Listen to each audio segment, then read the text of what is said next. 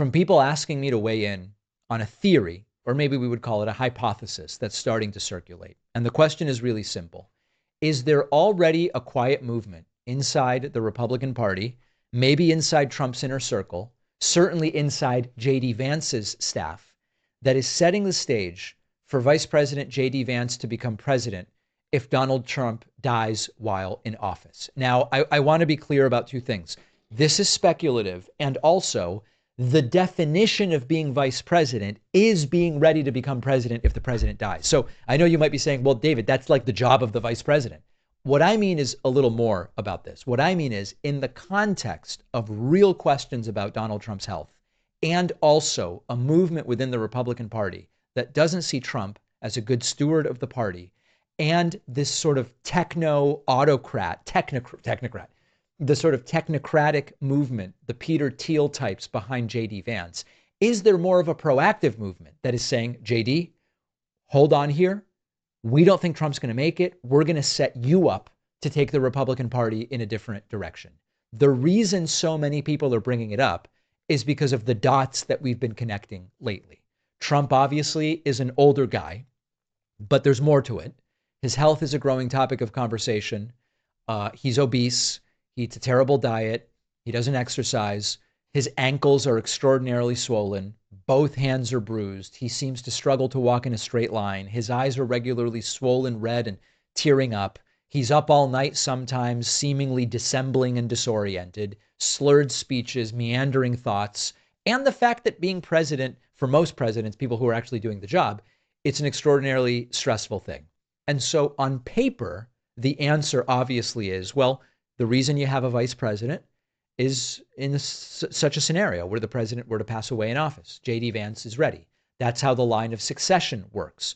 But what's interesting, and what people have been writing to me about, is how JD Vance may be deliberately positioning himself since the inauguration. JD Vance is visible, but he's not too visible. He shows up for big policy announcements and for major fundraisers, and he's in the Oval Office sitting there when Trump is meeting with world leaders, but he's not glued to Trump's hip. He's not jumping in to defend every bizarre Truth Social post. He defends some of them, but not all of them. And so the idea that many of you had, that you've written to me about, is that Donald Trump may be playing a little bit of a different game here. A game where Vance stays close enough to benefit from Trump's base, but far enough that if Trump goes down, he can plausibly say, I'm my own man. We are going to go in a different direction now. Behind the scenes, Vance is sort of building something real. He's doing high profile stuff of his own, committee appearances, talking about foreign policy. And so you get the sense that Vance wants to get all the benefit he can from being around Trump, but he wants to be his own man in a sense. And those to me are the moves of someone who's thinking of their own presidency. Maybe that means 2028, but maybe it means sooner. Now, we've seen versions of this before. When Woodrow Wilson suffered a massive stroke, his wife Edith was quietly running the show for a while, and cabinet members kind of tiptoed around the truth. When FDR died in 1945, Harry Truman was suddenly sworn in, and he inherited World War II. He inherited a lot of important elements at that point in time. When JFK was assassinated in 1963, LBJ was ready within hours to step in. And the idea was stability, reliable leadership in the middle of a national trauma. In all of these cases, there was contingency planning. Now, some of it was formal, some of it was whispered. In modern politics, it doesn't have to be a secret plot. Sometimes it's just people around the leader making sure there's a path forward if the unthinkable should happen. So could all of this be nothing? Of course. Trump might serve out his term. Hell, he's talking about maybe running again in 2028. Who knows? Maybe JD Vance kind of fades back into Ohio politics.